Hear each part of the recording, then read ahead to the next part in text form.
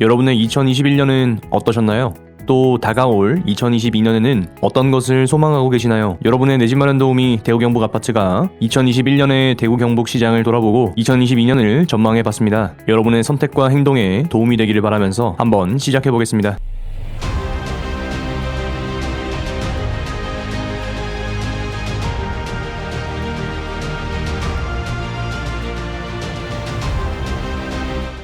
본 영상은 2021년을 되돌아보고 2022년을 전망하는 것으로 진행이 됩니다. 지난 2021년을 키워드 3개로 정리해 보겠습니다. 첫째, 풍선효과. 둘째, 한사이클. 셋째, 물량. 풍선효과라고 하면 대구가 조정대상 지역으로 묶이면서 그 돈의 움직임이 경북으로 이동했다라는 것을 이야기합니다. 경북은 완전 더 경북한 흐름으로 흘러가게 되었고요. 경북의 전성시대였다 생각이 듭니다. 특히 산업과 인구가 받쳐주는 포항과 구미가 상당한 상승을 보여주었죠. 이 두 도시를 중심으로 일대에 인접해 있는 중소도시들까지 어마어마한 상승을 보여주는 것을 여러분도 느끼실 수 있었을 겁니다. 그러면서 우리가 느끼는 건 뭐냐, 이 조정대상 지역 굉장히 무섭구나, 이것이 지정되어 있는 효과가 어마어마하구나 라는 것을 느낄 수가 있었을 겁니다. 자, 그리고 한 사이클입니다. 자산시장에서 등락은 무조건 있을 수밖에 없죠. 언제나 오르는 시장도 없고 언제나 내리는 시장도 없습니다. 항상 자산시장에는 업사이클과 다운사이클이 반복되기 마련입니다. 그러면서 자본주의에서는 이 장기 우상향이라고 하는 대전제를 깔고 진행이 되어지죠.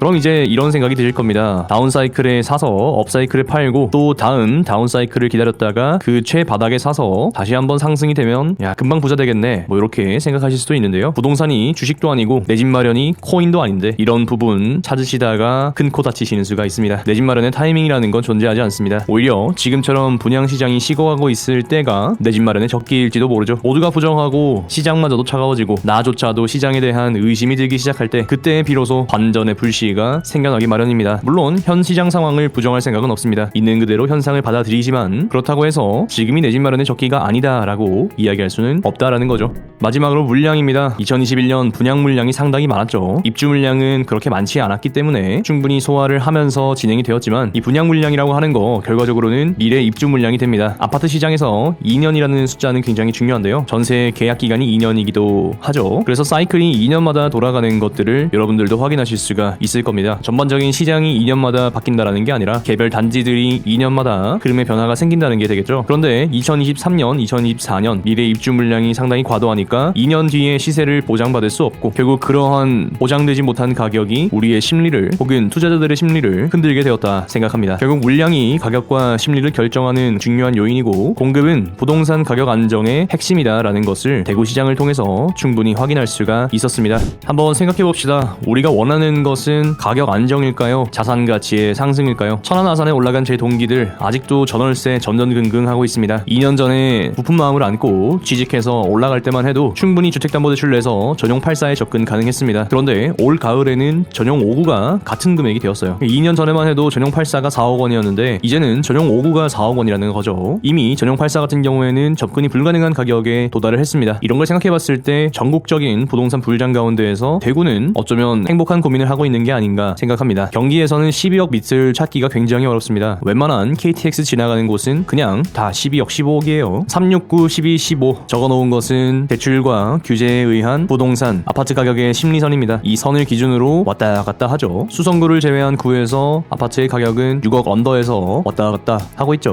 한편 자산가치 상승을 원하시는 분들도 굉장히 많습니다. 여태껏 대구가 역사적으로 가장 길게 올랐고 가장 폭발적으로 상승했는데, 그래도 대구가 대구타워야 대구지 이렇게 힘의 가리가 없어가지고 되겠나, 뭐 이런 거죠. 자산가치의 상승이 이루어져야 대구에 기업도 들어오고 고용도 생기고 투자도 창출될 텐데, 지금의 이런 분위기는 좀 납득할 수 없다라는 게 되겠죠. 웬만큼 좋은 입지의 신축인데 전세가 3억 중반 나오는 거 여러분들 숱하게 관찰하실 수 있을 겁니다. 실거주도 누리고 자산가치 상승도 누리면 좋겠는데 이제는 내가 집을 마련해서 물리는 거 아니야? 뭐 이런 생각을 하게 된다라는 거죠. 딱 사자마자 계속해서 오르기만 했으면 좋겠는데, 그래야 부자의 길에 한 발 더 다가설 수 있을 텐데 그런 생각을 하실 수 있죠. 사실 모두의 마음이 그럴 겁니다. 웬만하면 올랐으면 좋겠고 인생에서 가장 큰 돈이 들어가는 선택인데 이 선택이 실패하지 않았으면 좋겠다라는 마음은 누구에게나 있을 것 같습니다. 내 집 마련을 하려면 가격이 안정되어 있는 것도 필요하고, 또 내 집 마련을 하기 위해서 미래에 주택 가격이 상승한다라는 전제도 필요하다라는 생각이 동시에 듭니다. 그러니까 두 가지 이야기는 사실 정답이 있는 게 아니라 장단이 있는 것이다 생각하고요. 결국에는 내 마음과 나의 자금 여력으로 결정을 해야 한다라는 게 되겠죠. 행동과 선택을 유예하면 계속해서 이 딜레마에 빠질 수밖에 없습니다. 그런데 무언가 하나 결정을 하고 나면, 그걸 나의 행동으로 옮기고 나면, 청약이 당첨되고 나면, 내 집 마련을 하고 나면 그냥 이 두 가지 의견을 내 것으로 받아들이게 됩니다. 가격 안정도 필요하고 자산가치 상승도 필요하다. 이건 싸울 문제가 아니고 어떻게 이해하고 받아들이냐의 문제다라는 것을 알게 되죠. 그러니까 여러분도 기억하세요. 내 마음, 내가 처음에 이 집에 대해서 생각했을 때 내 마음은 어떠했는가, 내 초심은 어땠는가 생각해보시고, 내 자금이 받쳐준다면 그래, 내가 실거주 하면서 정주권을 같이 누리는 거니까 괜찮아, 그렇게 생각하시면 되겠습니다. 조금 더 상세하고 디테일하게 들어가 보도록 할게요. 이 자료는 여러분들도 통계청의 아파트 매매 실거래 가격지수 들어가셔서 충분히 가공하실 수가 있습니다. 2006년 1월부터 자료를 제공합니다. 그래서 통계표 조회 이렇게 누르면은 많은 숫자들이 등장을 하죠. 이 숫자들은 단순 지수에 불과합니다. 그래서 제가 차트화 시킨 게 이런 그래프다라고 보시면 되겠고요. 재테크 하시면서 주식 하시는 분들도 많으실 텐데, 주식의 기술적 분석 이론들 중에서 대표적인 게 이동평균선이 있죠. 저는 이동평균선을 채택하지 않고 일목균형표라는 이론을 채택해서 차트를 적용했다라고 보시면 되겠습니다. 아파트 매매지수에 일목균형표 적용하는 분은 거의 못 본 것 같은데, 제가 이 이론을 채택한 이유에 대해서는 나중에 말씀드릴 일이 있지 않을까 싶습니다.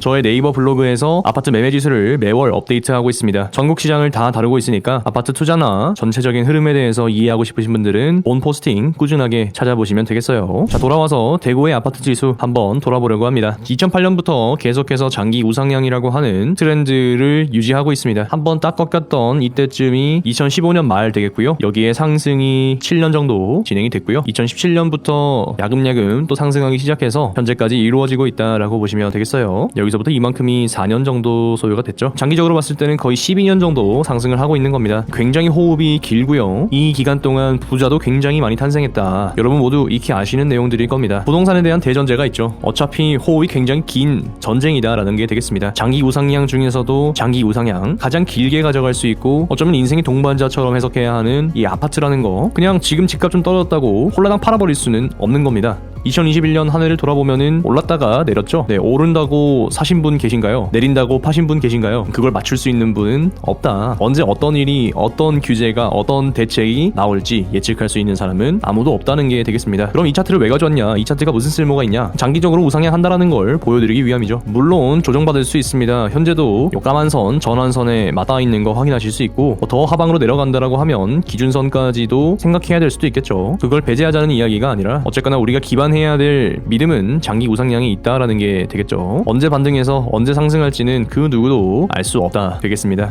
본격적인 인플레이션 시대가 도래하면서 분양가도 5억 5천에서 6억 원 시대에 도달하게 됐습니다. 2021년 하반기 분양가를 총정리한 표고요. 잘 보시면은 입지 대비 가격이 좋았던 곳들은 전부 경쟁률이 좋았던 것을 여러분도 충분히 아실 수 있을 겁니다. 힐스테이트, 앞산 센트럴 이런 거 보시면은 분양가 5억 1,500이었죠. 확장비 3천 해도 5억 중반 정도 되는 금액인데, 5억 5천이면은 적당하네 이런 생각이 들었을 거고, 5억 정도면은 야 싸다 그런 생각도 하셨을 거고, 6억이면은 야 이거 뭐고 이거 이런 생각들을 하셨을 겁니다. 힐스테이트 동인이나 더샵 동성로 같은 경우에는 금액이 좀 과하다라는 생각이 있으셨겠죠. 그렇지만 또 한편으로 우리가 생각해볼 것은 신기 흑동 같은 경우에는 4억 원 중반의 분양가였음에도 불구하고 완전 미분양이죠. 그러니까 중요한 것은 분양가 그 자체가 얼마 하느냐, 이것도 중요하긴 하지만 입지 대비했을 때 가격이 적정하냐, 이게 조금 더 중요한 것 같고, 큰 틀에서 놓고 봤을 때는 분양가는 내려가지 않는다라는 게 중요하지 않나 싶습니다. 인플레이션이 도래하면서 물가도 오르고 땅값도 오르고 인건비도 오르고 자재비도 오르는데 분양가가 쉽게 내릴까요? 뭐 물론 내리고 할인 분양할 수도 있죠. 그렇지만 여러분들 생각에 이미 5억 정도면 적당하네 이런 생각이 드시지는 않으신가요? 그게 바로 모든 사람이 생각하고 있는 심리의 하방선입니다. 결국 그만큼 시장에 돈이 많이 풀렸다는 증거겠죠. 대구의 주택가격 심리지수입니다. 본 그래프는 아파트 실거래가에서도 확인하실 수 있습니다. KB부동산에서도 심리 자료를 제공하죠. 전형적인 매수 우위 시장입니다. 심리는 그냥 0에 붙었고요. 최근 흐름은 굉장히 안 좋습니다. 한 자릿수를 탈출한 적이 없고요. 계속해서 0, 0, 0, 3주째 만들어가고 있습니다. 얼어붙은 시장이다라고 할 수 있겠고요. 사려고 하는 사람이 그냥 없습니다. 반대로 말하면 돈이 있으면 이기는 시장이고요. 내가 현금을 좀 가지고 있다 그러면은 이 매도자들의 심리가 극대화되는 이런 시점에 좋은 가격에 딜을 해서 급매를 잡아낼 수도 있다라는 게 되겠고요. 좋은 입지에 급매가 나온다라고 한다면 고민할 필요가 있나요? 어쩌면 현금 있으신 분들에게는 지금이 수성구 진입의 적기일지도 모르겠습니다. 그렇지만 대개 분들에게 투자자들에게는 돈이 있어도 신중해야 하는 시장이다라고 말씀드리고 싶고요. 이 심리지수가 최소한 전환의 모습을 갖출 때에야 우리가 뭔가 행동에 나설 수 있지 않을까 싶습니다. 이 심리가 가장 먼저 변하는 곳은 어디일까요? 제 생각에는 바로 분양시장일 거라고 생각합니다. 제가 거의 모든 분양단지의 분석 영상을 올리는 이유가 그런 거죠. 수요자들의 심리 반응이 가장 먼저 움직이는 곳이 분양시장이기 때문에 그렇습니다. 공개된 시장이기도 하고요. 우리의 마음이 가장 먼저 반영되는 곳이기도 하기 때문입니다. 지금도 대우경북아파트 오픈 채팅방에서는 수성구 금매 잡아서 들어가시는 분들 나오고 계십니다. 저는 그분들이 잘하고 계신다라고 생각해요. 지금 같은 매수 우위 시장이 과연 부동산 전체 사이클에서 얼마나 될까요? 큰 틀에서 생각하는 것도 필요하다 생각합니다.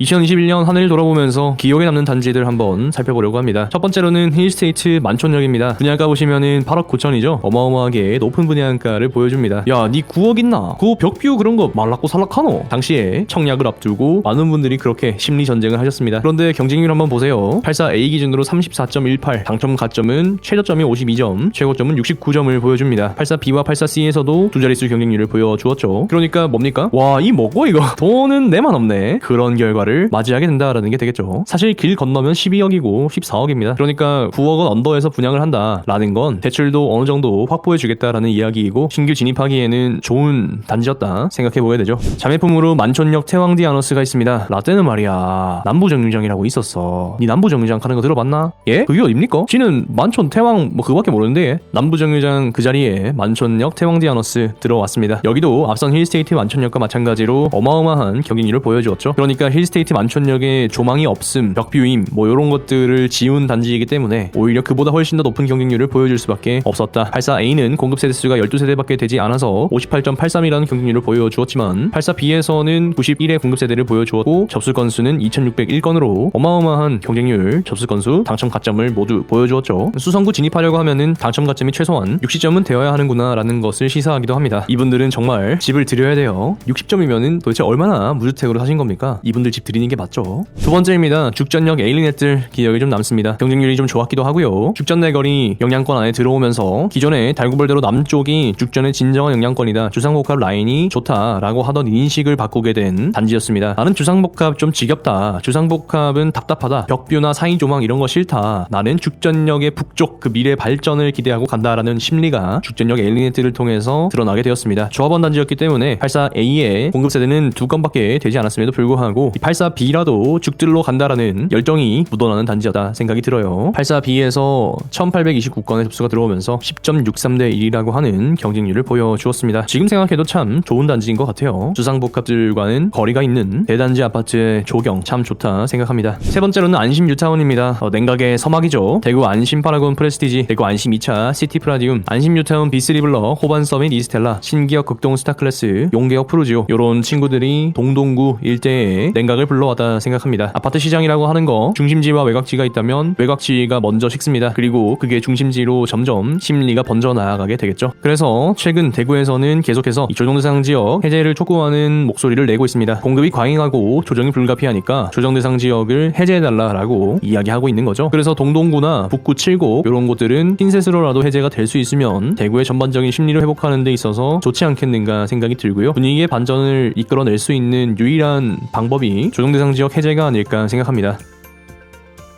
저는 준공 후 미분양이 진정한 악성 미분양이라고 생각합니다. 그렇지만 청약 접수 이후에 발생한 미분양을 마냥 무시할 수는 없겠죠. 결국에는 그 친구들이 악성 미분양으로 이어지기 마련이니까요. 꾸준하게 미분양이 해소될 수 있느냐 이게 중요한 관건일 텐데 조정대상 지역의 해제를 통해서 변화의 흐름이 생겼으면 좋겠습니다. 네 번째로는 개인적인 이야기들입니다. 태왕 디아너스 오페라, 무순이와 교대역 푸르지오 예비 당첨 문 닫고 들어가기 실제로 대우경북아파트 오픈 채팅방에서 일어났던 일이고요. 태왕 디아너스 오페라 같은 경우에는 저의 친한 동료 두 분께 추천을 드렸고 여기는 무슨 일 넣어보셔라 라고 말씀을 드렸어요. 그런데 한 분은 그 코인 투자했던 게 가격이 빠지면서 하필 그때 한 20% 정도 빠졌어요. 왜 그때 빠졌는지 몰라. 그래서 이제 계약금을 못 맞춰가지고 포기를 하셨고 한 분은 세대주로 변경을 안 하셔가지고 부적격돼서 아쉽게 떨어지게 됐습니다. 여러분들도 청약을 하실 때 내가 적격 당첨자가 맞는지 반드시 확인해 보시고요. 계약금은 충분한지 그리고 이제부터는 잔금을 마련할 수 있는 능력도 되는지도 잘 검토해 보셔야 될 겁니다. 교대역 프로지오 트레일즈 같은 경우에는 예비 당첨 11번이셨던 분이 진짜 딱 기가 막히게 서류 내고 당첨날 가서 뽑는데 마지막 번호가 딱 11번이었어요. 하필 기가 막히게 그렇게 딱 돼가지고 굉장히 기분이 좋았다 생각이 듭니다. 11번인데 희망이 있을까요? 갈까요? 말까요? 했는데 채팅방에 계시는 고수분께서 11번이라도 희망을 가지고 가보셔라 라고 했는데 정말 11번에서 문을 닫은 거죠. 정말 기가 막히고 기분 좋은 경험이 아닐 수가 없습니다. 여러분도 예비 당첨자이시라면 이왕이면 꼭 서류를 내보시고 설령 내 번호까지 오지 않더라도 그곳에 가셔서 경험 한번 해보시는 거 굉장히 좋을 거다 생각합니다. 경험은 돈 주고도 살 수가 없어요. 다섯 번째는 힐스테이트 동인입니다. 도심지의 첫 미분양을 알린 단지가 되겠죠. 전타입 미분양이었기 때문에 더욱더 기억에 남습니다. 우리가 힐스테이트 동인을 통해서 얻은 교훈은 옵션 갖고 장난치지 말자 이게 되겠죠. 이 휴지거리 진짜 다시 봐도 선 넘는 것 같습니다. 유상 옵션 품목입니다. 휴지거리. 야, 이 똥도 만들어 못 누네. 동인내거리 주상복합 49층 굉장히 상품성으로는 메리트가 있는 단지입니다. 저는 개인적으로 동인동이 굉장히 저평가되어 있다라고 생각하고요. 태평로와는 별개로 동인내거리에 세워지는 힐스테이트 동인을 굉장히 긍정적으로 바라봤었습니다. 그런데 이 분양가가 6억 3,600 그리고 옵션이 거의 1억에 육박하면서 7억 원이라는 돈을 불러오게 되었죠. 7억은 사실 좀 과한 것 같아요.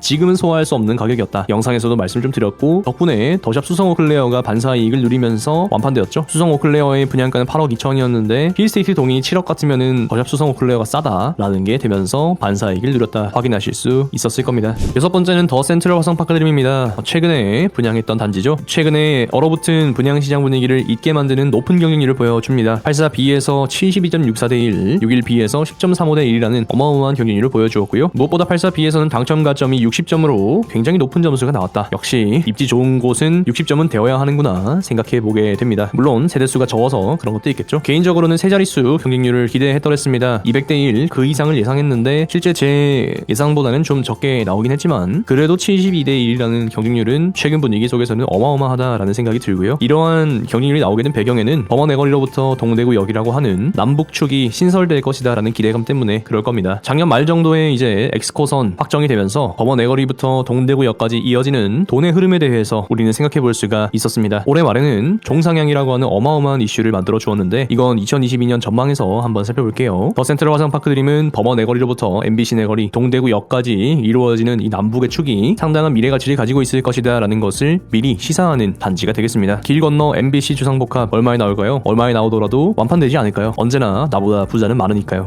마지막입니다. 일곱 번째 호반 서밋 하이브파크. 정말 개인적으로 기다렸던 입지입니다. 신산동 그 입지 정말 좋은 위치인데 민간 임대로 나오면서 임대보증금은 7억 원에 육박했고 확정 분양가는 9,600만 원 정도 불렀습니다.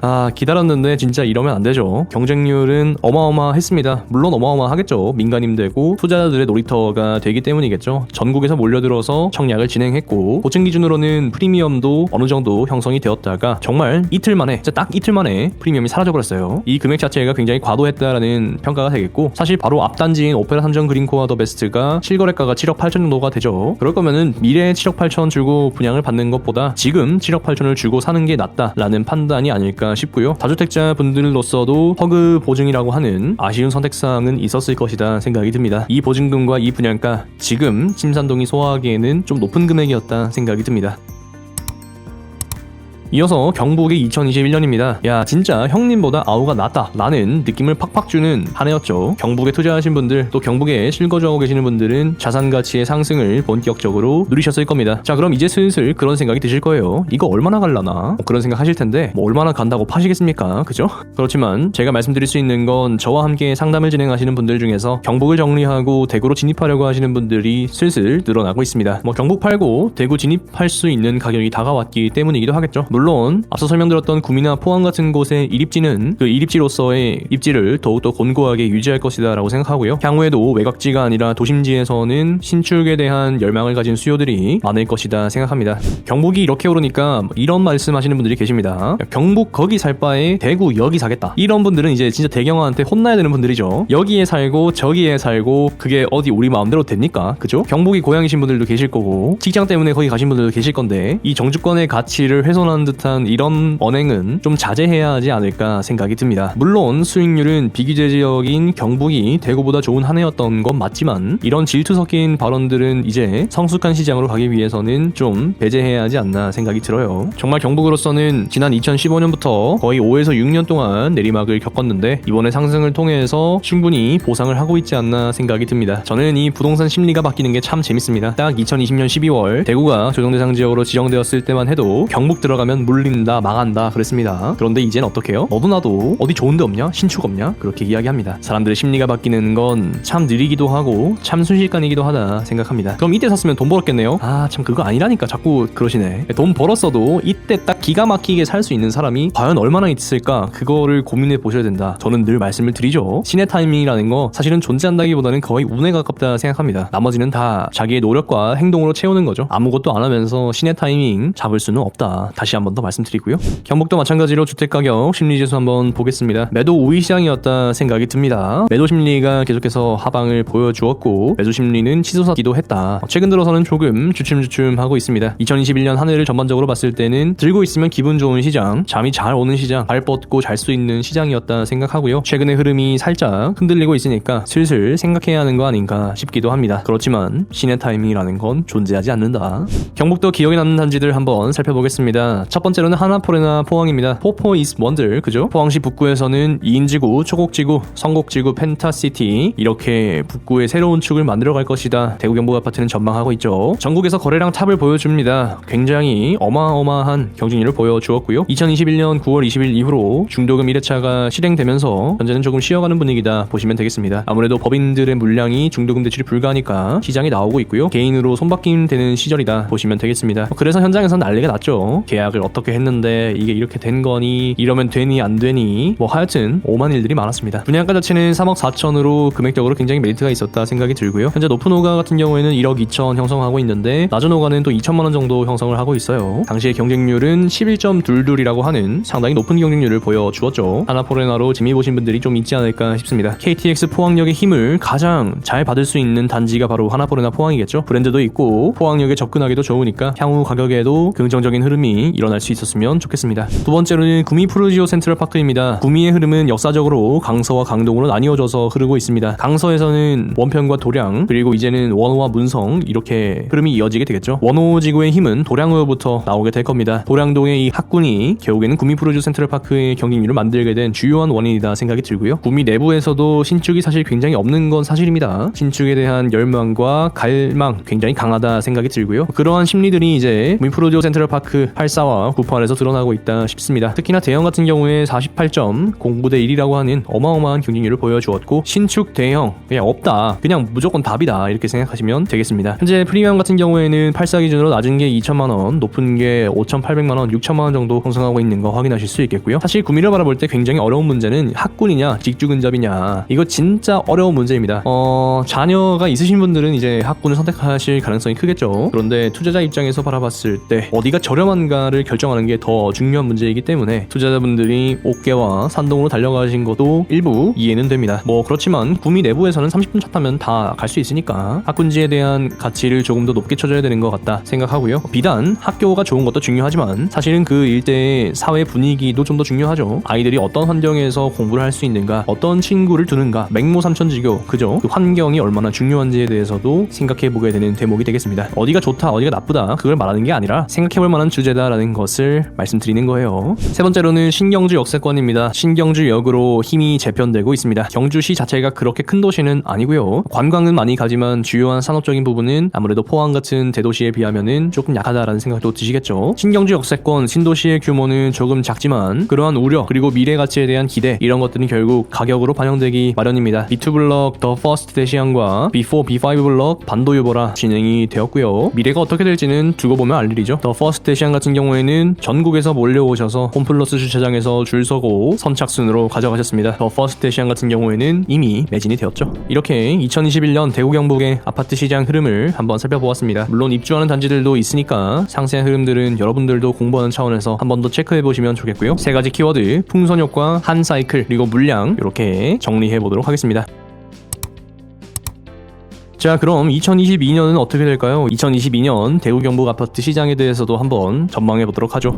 역시나 키워드 3가지로 정리해봅니다. 첫 번째는 현금 흐름이고요. 두 번째는 선착순, 세 번째는 유니크 되겠습니다. 현금 흐름이 굉장히 중요해집니다. 2022년 1월부터는 DSR 대출 규제가 총 대출액 2억 원 규제가 들어가고요. 2022년 7월부터는 총 대출액 1억 원 기준으로 DSR 규제가 들어가죠. 그러니까 더 이상 신용대출과 주택담보대출을 동시에 활용해서 내 집 마련하는 건 굉장히 어렵다, 요원하다 생각이 들고요. 오직 주택담보대출로만 집을 사야 한다라는 게 소득이 적거나 사회초년생이신 분들에게는 제약사항이 될 겁니다. 그러니까 우리는 사업이든 주식이든 코인이든 쿠팡이든 뭘 해서라도 돈을 더 벌어야 하고요. 반대로 말하면 이게 현금 부자분들에게는 무조건 기회다 생각이 듭니다. 소득이 많으신 분들은 사실은 DSR보다는 LTV가 좀 더 발목을 잡을 거예요. 그래서 지금 같은 때에 수성구 급매 나오는 거 날짜로 진입하는 거 굉장히 좋다 생각합니다. 지금 아니면 수성구 들어갈 기회가 과연 얼마나 있을까요? 생각해 볼 일이죠. 다음으로는 선착순입니다. 대구 같은 경우에는 아무래도 선착순이 진행될 확률이 상당히 높겠죠. 특히나 2021년 모집 공고되어서 경쟁률 1 미만이었던 선착순 분양권의 경우에는 2022년에 대출 규제를 적용받는 것이 아니라 모집 공고일 기준인 2021년을 기준으로 규제를 적용받기 때문에 DSR로부터 한층 자유로울 수 있다는 점도 고민해 보셔야겠습니다. 물론 6억 원 이하에 해당하는 이야기죠. 계약금 10%로 전매 가능한 단지를 사는 거, 이런 건 어떨까요? 전매 제한 3년이 있지만 고층 단지들 같은 경우에는 아파트가 완공되기까지 시간이 많이 걸리죠. 그러니까 전략을 잘 세우면 분명히 기회도 존재한다 생각이 듭니다. 앞서서 분양가 이야기할 때 5억 원 정도면은 뭐 괜찮네, 그런 심리들이 생겨나고 있다 말씀을 드렸죠. 한편 물량이 많은 것은 사실이니까 준공업 미분양이 어떻게 이루어지는지, 입주 단지들이 전세를 얼마까지 빼는지, 매가가 어떻게 움직이는지도 상시로 체크하시면 여러분들이 부동산 시장을 바라보는 눈도 많이 성장하실 거라 생각합니다. 마지막으로 유니크 해야 합니다. 이건 대구 경북 시장 모두에게 통용되는 이야기고요. 이 4가지 조건들 중에 최소한 2가지 정도는 가지고 있어야 되지 않나 생각이 들어요. 첫째로는 입지입니다. 입지라는 건 외곽지보다는 도심지여야 한다라는 것을 내포하고 있죠. 이건 어느 도시나 마찬가지예요. 두 번째로는 상품성입니다. 상품성. 이 단지가 소형인 것보단 대형인 게 좋을 거고, 층수가 낮은 것보다는 높은 게 좋을 거고, 면적 구성이 8사만 있는 것보다는 대형도 섞여 있는 게 좋을 거고, 소형도 있는 게 좋겠죠. 그런 식으로 구성이 잘 되어 있는 단지들을 찾는 게 좋을 겁니다. 세 번째로는 신축입니다. 대구만 해도 신축 8사 어마어마하게 많죠. 그러니까 구축을 보유하고 있는데 매매가가 아직까지 받쳐준다라고 하면은 신축으로 갈아타게 하시는 것도 충분히 고려해 보실만 합니다. 마지막으로 대형이어야 할 겁니다. 대형이어야 좀 더 유니크한 희소성을 가질 것이다 생각이 들고요. 앞서도 말씀드렸지만 신축 8사 굉장히 많아지기 때문에 대형 공급이 부족하다는 거 생각해 봤을 때는 언제나 대형은 옳다, 거거 익선이다 말씀을 드리고 싶고요. 또 생각해 볼 것은 코로나로 인해서 우리가 집에 좀 더 오래 있게 되면서 야 8사 뭐 그렇게 넓은 거 아니었네, 그냥 살 정도네, 건축법 때문에 우리의 심리가 눌려 있었네, 이렇게 해석이 되어지기도 하죠. 대형을 원하는 수요들은 갈수록 많아질 것이다 생각하고요. 어떻게 보면은 이제 주거의 양극화가 일어날 것이다 라고도 보고 있습니다. 그러니까 희소성의 가치를 가진 매물, 유니크한 거를 찾고 남들이 안 사는 게 아니라 남들이 못 사는 걸 사는 게 이 유니크의 핵심이 아닐까 싶습니다. 남들이 안 산다는 건 그만큼 시장에서 배제되어 있다라는 뜻이 되겠죠. 이 중에 2가지는 챙겨가셔라 말씀을 드리고 싶습니다. 2022년 1월부터 DSR 대출 규제가 적용이 됩니다. 이 DSR을 기준으로 시뮬레이션을 미리 해봤고요. 월 세후 300만 원을 가정했습니다. 주담대는 3.5%, 30년 원리금 균등으로 산출을 했고요. 신용대출은 4%로 5년 만기 일시로 잡았습니다. 이제 과거에는 7년이었는데 내년부터는 5년으로 줄어들게 되죠. 물론 실제 상품은 이렇게 굴러가는 게 아니고 DSR 계산해서 그렇게 간다라는 걸 보여드리고자 합니다. 월세가 300만 원이면은 주택담보대출 하나만 있을 때, 대출이 없고 주택담보대출만 실행할 때 3억 1,100만 원 하면은 39.9%, 40%가 나오게 됩니다. 3억 1,000이면은 이게 이제 뭐 조정대상 지역이라고 봤을 때 60% 나온다라고 하면은 한 5억 원 정도의 집에는 접근할 수 있는 거다 생각이 들고요. 여기에 보금자리론이나 이런 거 활용하시면은 아마도 추가적인 수혜를 누리실 수가 있겠죠. 보금자리론은 DSR을 보지 않기 때문에 향후에도 보금자리론을 이용한 주택 매수는 여전히 유효한 전략일 것이다 생각이 들어요. 소득이 적으신 분들은 보금자리론 적극적으로 검토해 보시기 바라겠고요. 내가 만약 신용대출을 보유하고 있다라고 하시면은 일단 연봉이 50% 정도만 받는다라고 가정을 했어요. 사실 이 돈도 굉장히 적은 돈이다라는 생각이 들긴 하는데, 어쨌든 2,100만 원 정도 신용대출을 받으면은 주담대가 2억 1,800으로 심각하게 깎이게 됩니다. 거의 1억 정도 차이가 나죠. 어마어마한 디스어드밴티지다 생각이 들고 39.97% 나오네요. 이거는 뭐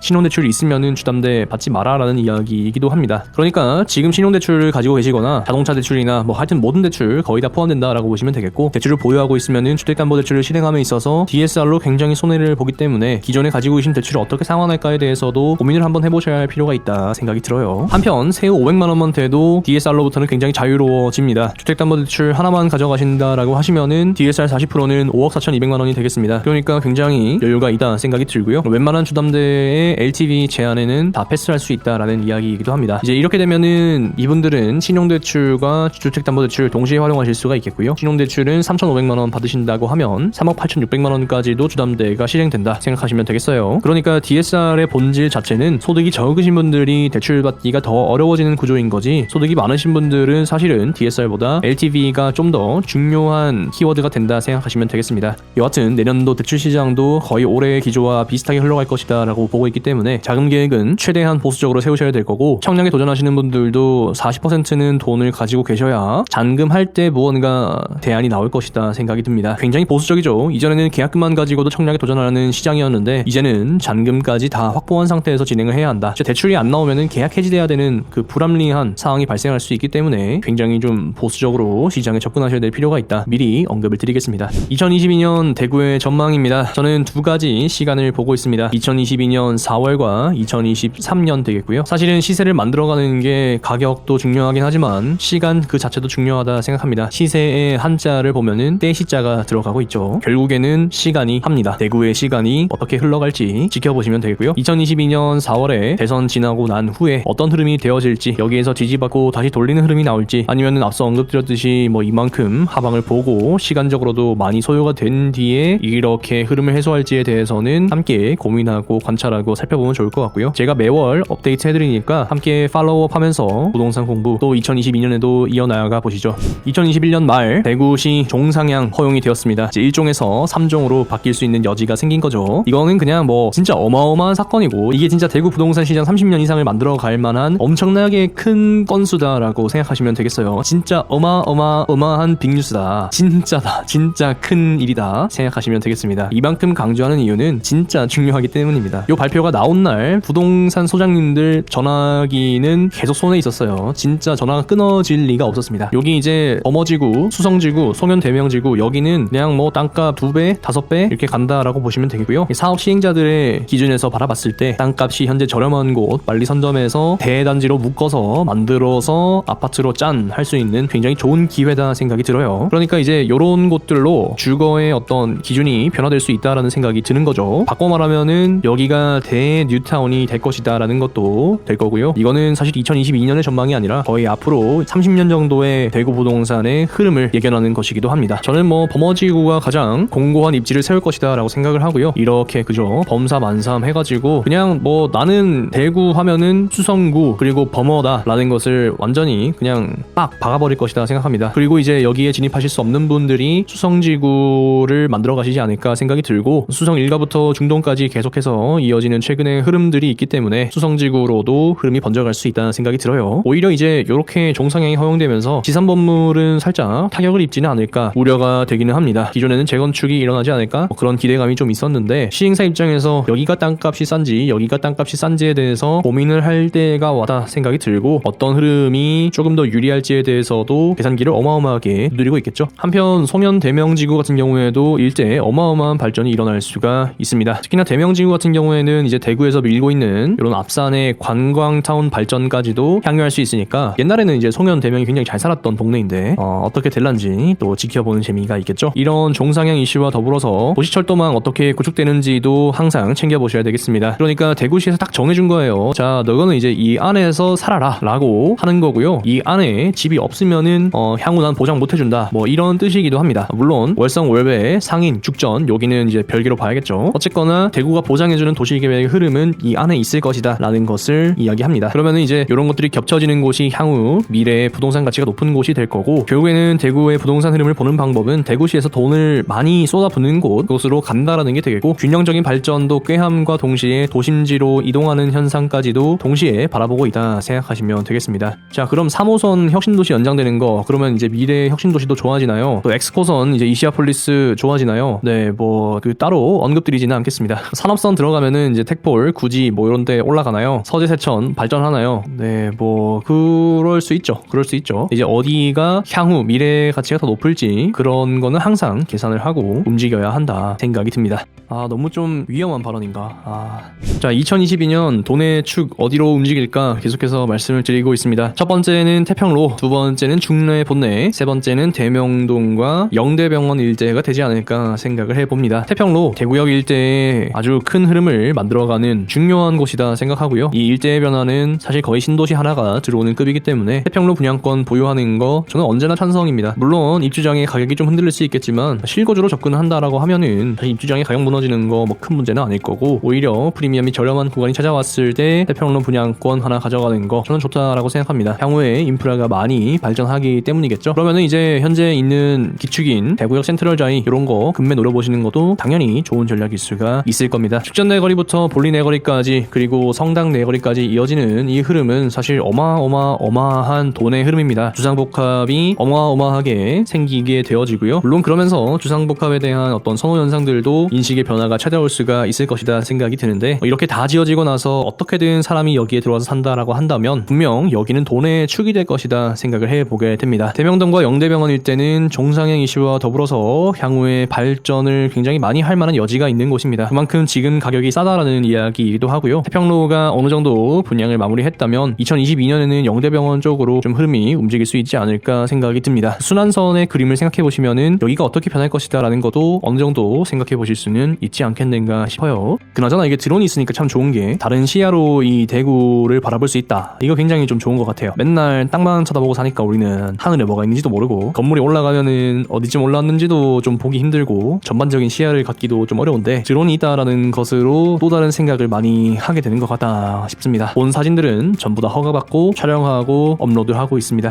부동산 지인을 통해서 확인할 수 있는 대구의 기간별 수요 입주 현황입니다. 여기 빨간색 선이 적정 수요고요. 요거는 부동산 지인에서 산출해주는 자료입니다. 저는 개인적으로 한 15,000 정도는 되지 않나 생각을 하고 있고요. 요건 뭐 개인적인 의견입니다. 경북에서 대구로 진입하려고 하는 가수요들도 좀 포함되어야 하지 않나 이런 생각이 있어서 여기보다는 조금 더 높게 보고 있습니다. 2022년, 2024년 물량이 뭐 어마어마하게 많습니다. 이거는 뭐 수많은 유튜버들이 다 지적하고 있는 이야기죠. 그런데 이제 전체적인 부동산 시장의 축을 놓고 봤을 때 이 2년이라는 거 결코 긴 세월은 아니지 않나 싶어요. 2년 그냥 전세 한 바퀴 돌리면 2년이잖아요. 그죠? 2년 금방 가는데 지금이 기회에 맞는 것 같은데 내 집 마련 지금 아니면 언제 하지? 그 생각은 계속해서 들고요. 다음 사이클이 왔을 때 대구에 6억 원 미만이 있을까 생각해보시면은 어느 정도 답이 나오지 않을까 싶습니다. 대경아 이거 뭐 무조건 낙관론이고 상승론자네 뭐 하실 수 있는데, 낙관론은 맞는데 뭐 장기적으로는 상승한다, 이거 시장의 역사가 우리에게 보여주고 있는 거 아닌가요? 이번에는 다르다? 이번에는 다를 수도 있죠. 다를 수도 있는데, 저는 집값이 내려서 손해를 보는 것과 집값이 올라서 못 사는 것과 둘 중에 하나를 고르라고 한다면 저는 내려서 돈을 잃는 게 차라리 나은 것 같은데요. 뭐 어디까지나 개인적인 성향입니다. 나는 진짜 남이 잘 돼서 막 내 친구 누가 집값 뭐 3억에 샀는데 뭐 6억 됐어. 그러면은 나는 3억에 살 수 있었는데 못 샀어. 그 친구는 6억 됐어. 이게 좀 더 배 아프고 막 그럴 것 같은데 너무 솔직한가요? 올라서 못 사는 게 좀 더 나한테 아프지 않나? 이런 생각이 듭니다. 내 가족은 그 시간 동안 다 전월세 살아야 되잖아요. 인내 시간이 길고 골짜기가 깊으면 깊을수록 당연히 산도 높습니다. 그런 믿음을 가지고 가는 거죠. 사실 대구 시장 전국의 투자자들이 전부 다 째려보고 있습니다. 조정대상 지역 해제만 되라 진짜 무조건 돈 들고 뛰어간다. 지금 대구가 수성구 제외하고는 가격적으로 정말 괜찮기 때문에, 전국이 지금 다 뜨겁고 이미 다 올라있는 상태이기 때문에 가장 어쩌면은 가격이 낮게 형성되어 있는 대구가 투자자들로서는 가장 군침 도는 시장이 아닐까 생각이 들고요. 투자자분들도 제 영상 많이 보시니까 일단은 뭐 조정대상 지역 해제라고 하는 트리거가 생길 때까지는 좀 지켜보시고, 심리지수의 반전이 언제쯤 찾아올지 저도 기다리고 있습니다. 그런 흐름이 찾아오면은 당연히 영상을 통해서 말씀을 드리겠죠. 가격을 형성하는 조건, 제가 생각했을 때는 가치, 돈, 심리, 그리고 시간, 이 네 가지 요소가 아닐까 생각합니다. 이 네 가지 요소가 어떤 뜻을 내포하고 있는지 아신다면 여러분들은 이미 자산시장에 대해서 충분히 잘 이해하고 있으신 거다 생각이 들고요. 지금은 어쨌든 심리가 돌아서야 무언가 반전이 생길 수 있다라는 거 말씀을 드리고 싶습니다.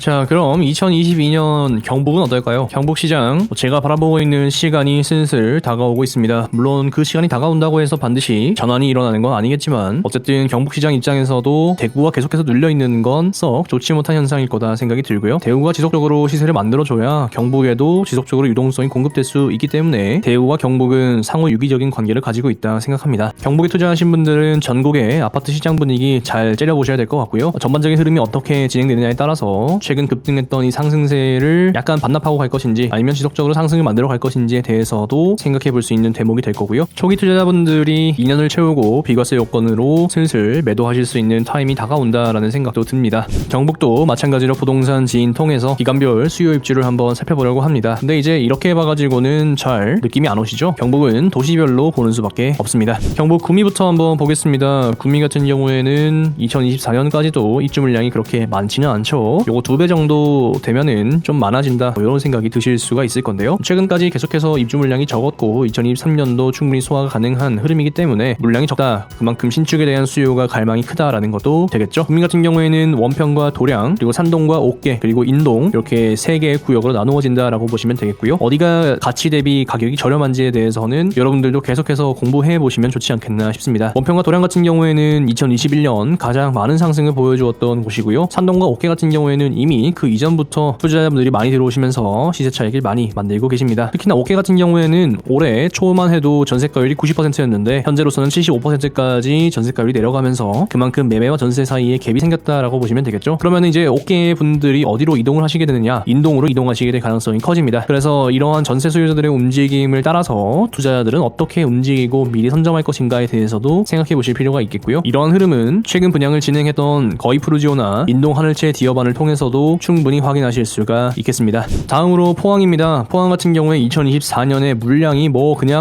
그죠? 어마어마합니다. 그죠? 진짜 많아요. 근데 이거는 다 포항의 외곽지다라고 보시면 되겠고, 앞서 2인지구, 성곡지구, 초곡지구, 펜타시티 말씀을 드렸는데 거의 다 그쪽 물량이다 보시면 되겠습니다. 여기에 이제 남구 5천원 물량까지 좀 더해지면은 저만한 외곽지 물량이 나온다 보시면 되겠고, 그렇기 때문에 포항에 거주하시는 분들은 더욱더 남구 그리고 북구에서 도심지에 위치한 곳들을 잘 째려보셔야 될 것 같습니다. 남구 같은 경우에는 여러분 너무나 잘 아시는 효자 지곡동 이런 곳들 여전히 유망할 것이다 생각이 들고요. 북구 같으면은 학잠차이 에서턴 이제 분양을 앞두고 있습니다. 거기 분양가가 5억원 넘어설 걸로 보고 있는데, 넘어서더라도 학잠차이는 자이니까 양학동의 발전을 기대하고 가볼 수 있지 않겠나 생각이 들고요. 그리고도 이제 두호동 인근에 위치하고 있는 단지들, 학군지 위치들 잘 생각해보시면 포항에서도 충분한 도심지 차액을 누리실 수가 있겠다. 그게 더 든든한 흐름이다 생각이 듭니다. 경산 같은 경우에는 중산동이 여전히 강세일 것이다 생각하고요. 중산동 같은 경우에는 조정대상 지역으로 묶이면서 사실 흐름에 한번 타격을 입긴 했습니다. 중산 자이 때만 해도 진짜 그냥 어마어마한 경산 수요자분들의 열망이 드러났었죠. 이번에 펜타일즈 프로지오 2차 같은 경우에도 마찬가지 흐름이고요. 그런데 이제 경산에서 빼놓을 수 없는 고민은 바로 이 대임지구에 대한 고민이 되겠습니다. 개인적으로는 대임지구가 임대 물량이 많기 때문에 큰 걱정은 하지는 않습니다만, 오히려 경산의 수요와 아파트 시장의 인구 재편이 일어나지 않을까 생각이 들고요. 이제 거기를 채울 분들은 누구냐? 아마도 사동이나 계양이나 옥곡이나 백천에 계시는 분들이 임당으로 나오게 될 가능성이 크다 생각합니다. 구축매도 신축 입주, 그래서 그런 흐름으로 가지 않을까 싶고요. 지금 당장 이제 집이 필요하다 하시는 분들은 침대부적 찾아보시는 것도 좋은 방법이 될 것이다 생각이 듭니다. 결국에 대구와 경산을 관통하는 이 달구벌대로라는 흐름을 무시하고 갈 수는 없다 생각이 들고요. 신대부적과 암양지구의 발전도 여전히 기대가 됩니다.